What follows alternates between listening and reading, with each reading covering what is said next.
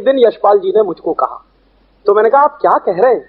तो उन्होंने कहा मैं जो कह रहा हूं बहुत सीरियस कह रहा हूं कि मेरे देश का टेक्नोलॉजी का जितना इंफ्रास्ट्रक्चर था वो अंग्रेजों ने बर्बाद कर दिया। तो मैंने कहा इसका माने इस देश में टेक्नोलॉजी का इंफ्रास्ट्रक्चर रहा था कि हाँ बिल्कुल रहा था। तो मैंने कहा उस पर कुछ रिसर्च हुई है? उन्होंने कहा नहीं हुई है, करने की जरूरत है।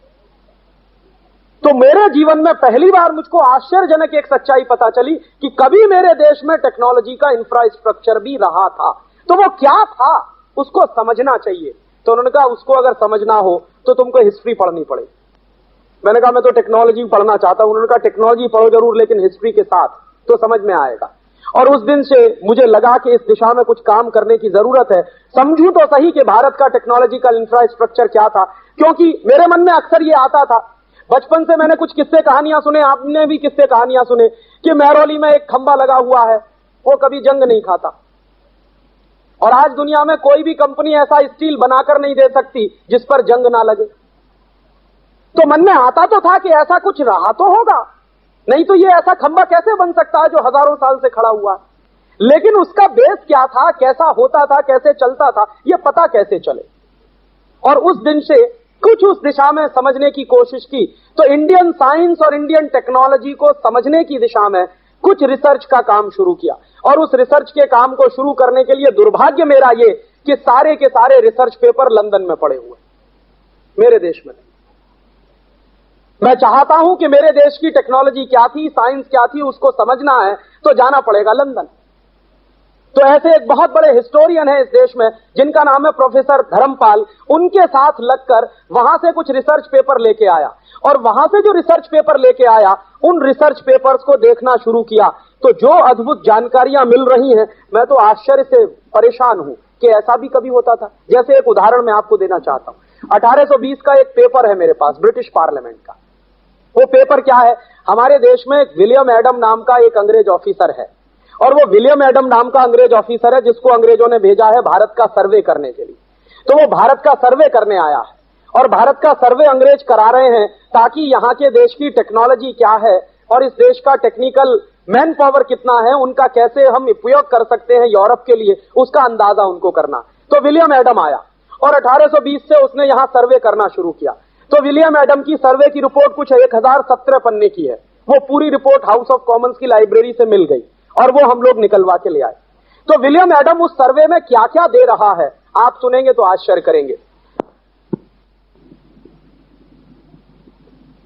कि भारत जो है हाईली टेक्निकल एडवांस्ड कंट्री है,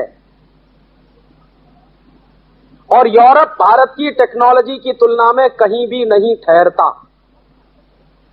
और उसमें वो उदाहरण क्या क्या दे रहा है, विलियम एडम की रिपोर्ट में वो लिख रहा है कि इस समय 1820 में जो स्टील भारत में बन रहा है वैसा स्टील यूरोप में कहीं नहीं बनता।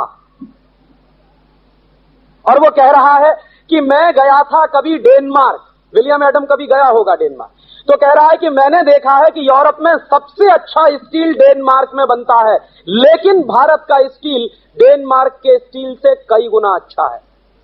तो रिपोर्ट में वो एक सजेशन दे रहा है। क्या सजेशन दे रहा है कि अगर ईस्ट इंडिया कंपनी को जहाज बनाने हो, हथियार बनाने हो, स्टील का उपयोग करना हो तो सारा का सारा स्टील भारत से इंपोर्ट करिए।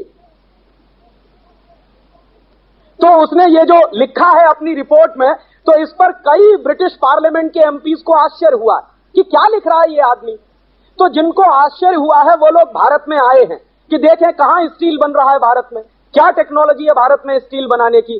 तो विलियम एडम सबको पकड़कर ले गया मध्य प्रदेश में, एक जगह है उसका नाम है सरगुजा।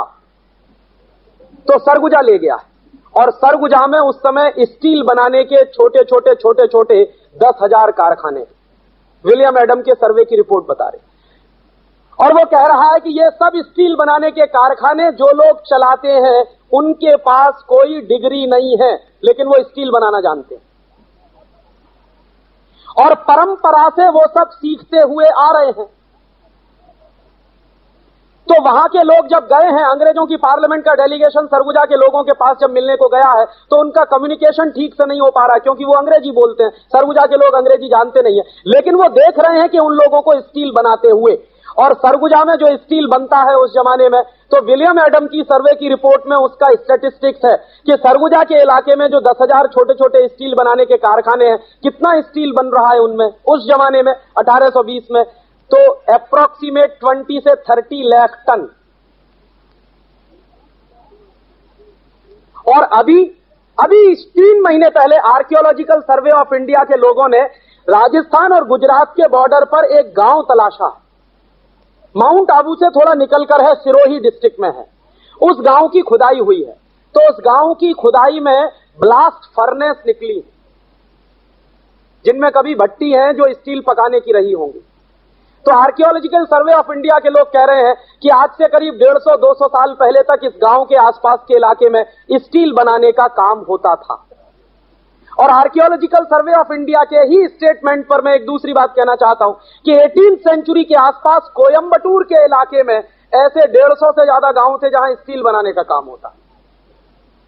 तो ये पूरे देश में जो स्टील बनाने की इंडस्ट्रीज फैली हुई है, इसके बारे में विलियम एडम का अप्रोक्सीमेट है, एक अप्रोक्सीमेशन है, अनुमान है कि शायद हिंदुस्तान में, वो लिख रहा है कि शायद हिंदुस्तान में 80 से 90 लाख टन स्टील बनता है 1820 में।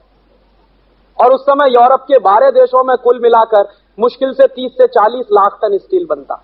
और आज इस देश में कितना स्टील बनता, इतना हाईटेक इस देश में मौजूद है, इतने बड़े बड़े प्रोजेक्ट इस देश में हैं, लाखों करोड़ रुपए का इन्वेस्टमेंट उसमें हमारा है। और वो लाखों करोड़ रुपए के इन्वेस्टमेंट में इस समय जो टोटल स्टील प्रोडक्शन है हिंदुस्तान का, वो करीब 100 लाख टन के आसपास। तो वो जो रिपोर्ट मिली है, तो मेरे मन में एक जिज्ञासा पैदा हुई है कि अगर ये स्टील बन रहा है तो स्टील बनाने की कोई टेक्नोलॉजी भी रही होगी, समझना चाहिए उसको क्या टेक्नोलॉजी।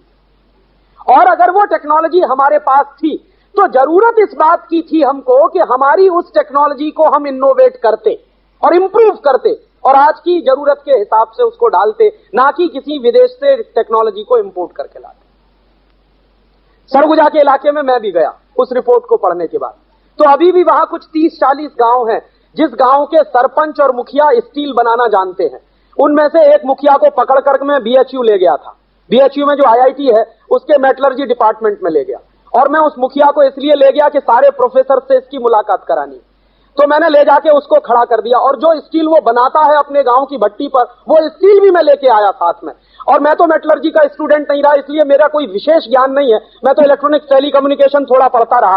तो जो मेटलर्जी के एक्सपर्ट्स हैं बीएचयू में, उनको मैंने कहा कि आप जरा इसको टेस्ट करिए, ये भाई सरगुजा के गांव में स्टील बनाता है, इसको जरा टेस्ट करिए और मुझे बताइए कि इसकी क्वालिटी क्या है।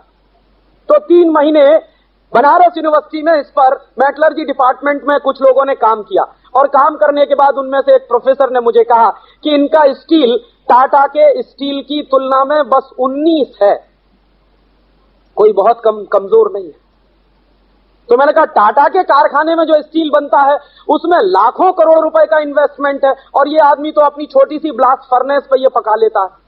तो मैंने उनसे कहा कि आप इसके साथ जरा डायलॉग कर सकते हैं। तो उन्होंने कहा यही सबसे बड़ी मुश्किल है हमारी, कि हम जो टर्मिनोलॉजी इस्तेमाल करते हैं वो ये आदमी जानता नहीं, और ये जो टर्मिनोलॉजी इस्तेमाल करता है वो हम जानते नहीं। तो मैंने कहा फिर टेक्नोलॉजी ट्रांसफर कैसे होगा? टेक्नोलॉजी ट्रांसफर तो रुक गया। तो मैंने प्रोफेसर साहब से मजाक में कहा था, इसको आप अपने डिपार्टमेंट में लेक्चरर बना सकते हैं।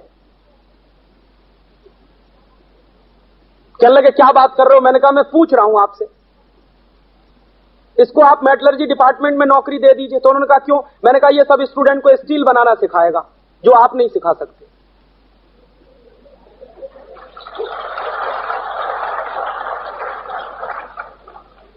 आप जो है स्टील बनाने की थ्योरी पढ़ा सकते हैं, लेकिन स्टील बनाना नहीं सिखा सकते इन स्टूडेंट्स को, ये सिखा देगा बनाना। तो उन्होंने कहा राजीव बात तो तुम्हारी सही है। मैंने कहा फिर इसमें प्रॉब्लम क्या है कि चलो वाइस चांसलर से बात करते हैं।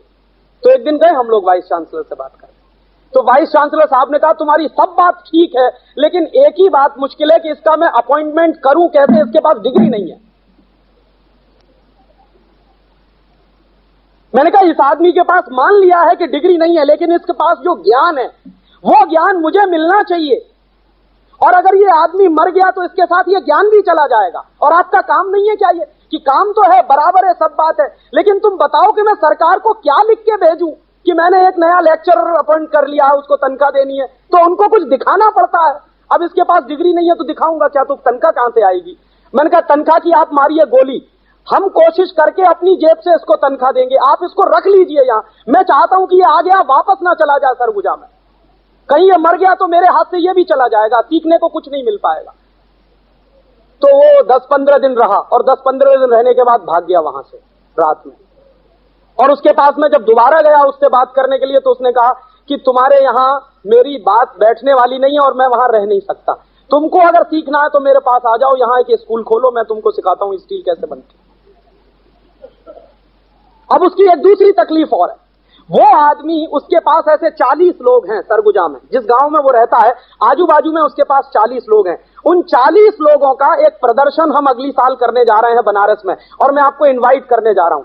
अगली साल हम बनारस में एक साइंस मेला करने जा रहे हैं, टेक्नोलॉजी और साइंस का, इंडिजिनस टेक्नोलॉजी और इंडिजिनस साइंस का एग्जीबिशन हम करने जा रहे हैं। उसमें उन 40 लोगों को हम लगाएंगे, उनका स्टॉल बनाएंगे, और उनके स्टॉल पे हम दिखाने वाले हैं कि वो स्टील कैसे बनाते हैं।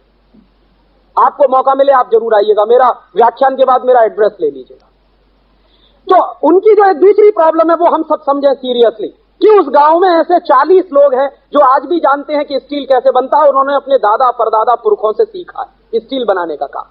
अब उनकी जो दूसरी प्रॉब्लम है वो ये कि हमारे देश में एक कानून है अंग्रेजों के जमाने का बनाया हुआ, वो उनके लिए सबसे बड़ा अड़चन है। उस कानून का नाम है इंडियन फॉरेस्ट एक्ट, 1865 का ये कानून है। तो ये कानून जो बन गया है जब से, तब से उन लोगों का रॉ मटेरियल लेना बंद हो गया, वो जंगल से रॉ मटेरियल नहीं ले पाते। अब वहां खदाने हैं, माइंस हैं, आयरन ओर वहां बेस्ट क्वालिटी का है। दो ही जगह पर हिंदुस्तान में बेस्ट क्वालिटी का आयरन ओर है, या तो गोवा में है और या तो सरगुजा के इलाके। तो बेस्ट क्वालिटी का आयरन ओर है। वो लोगों की प्रॉब्लम ये हो गई है कि जब से वो कानून लागू है तब से वो गांव के लोग जंगल की खदानों से आयरन ओर ला नहीं सकते, और अगर वो ले आए तो वो गैर कानूनी होता, और कभी फॉरेस्ट डिपार्टमेंट वाले पकड़ लेते हैं तो जेल के अंदर कर देते हैं उनको। और तकलीफ दूसरी क्या है कि उसी सरगुजा के इलाके से बेस्ट क्वालिटी का आयरन ओर जापान की एक कंपनी निप्पन डेर्नो खोद खोद के ले जाती है। 4 जहाज रोज भर के जाते, 4 जहाज आयरन ओर के, और वो जापान में स्टील बनता, वो वापस हिंदुस्तान में आके बिकता। और इस नजदीक के गांव के लोग कहते हैं हमको ये दे दो आयरन ओर, तो कहते हैं नहीं, कानून ऐसा है इसके। अब अंग्रेजों ने वो 1865 में कानून बना दिया था, उस कानून के आधार पर इस देश के आदिवासियों को जंगल की संपत्ति लेने से रोक दिया गया था। तो वो आदिवासी बेचारे संपत्ति ले नहीं पाते, इसलिए उनका जो ज्ञान है वो मर रहा है, धीरे धीरे खत्म हो रहा है, और पता नहीं कब खत्म हो जाएगा। मेरी चिंता यह है कि वो 40 अगर जिंदा नहीं रहे तो इस देश में ज्ञान का जो आखिरी भंडार खुलने की संभावना वो खत्म हो जाएगी, क्योंकि ये ज्ञान किसी किताब में उपलब्ध नहीं। मैंने बहुत लाइब्रेरी तलाशे इस देश में, IITs में गया, कहां नहीं गया, किसी भी लाइब्रेरी में इंडियन स्टील की इंडियन स्टील जो बनता रहा कभी 18वीं शताब्दी में, 19वीं शताब्दी में, 17वीं शताब्दी में, उसकी हिस्ट्री कहीं भी नहीं है, किसी भी लाइब्रेरी में। तो होना चाहिए वो सब, लेकिन करेगा कौन? किसी को इंटरेस्ट नहीं है। और ये चूंकि इंटरेस्ट नहीं है हमको, इसलिए शायद मुझे लगता है कि हमारे देश में जो टेक्निकल डेवलपमेंट होना चाहिए, जो इंफ्रास्ट्रक्चर बन जाना चाहिए था अब तक 50 साल में, वो नहीं बन पाया। और इसके विपरीत दूसरे देशों में अगर कोई पुरानी उनके पास कोई टेक्निकल वो है, नो हाउ, उसको वो प्रिजर्व ही नहीं करते हैं, बल्कि लगातार अपडेट करने की कोशिश करते रहते हैं। मेरे देश में ये नहीं हो पाता, सरकार की गलत नीतियों के कारण।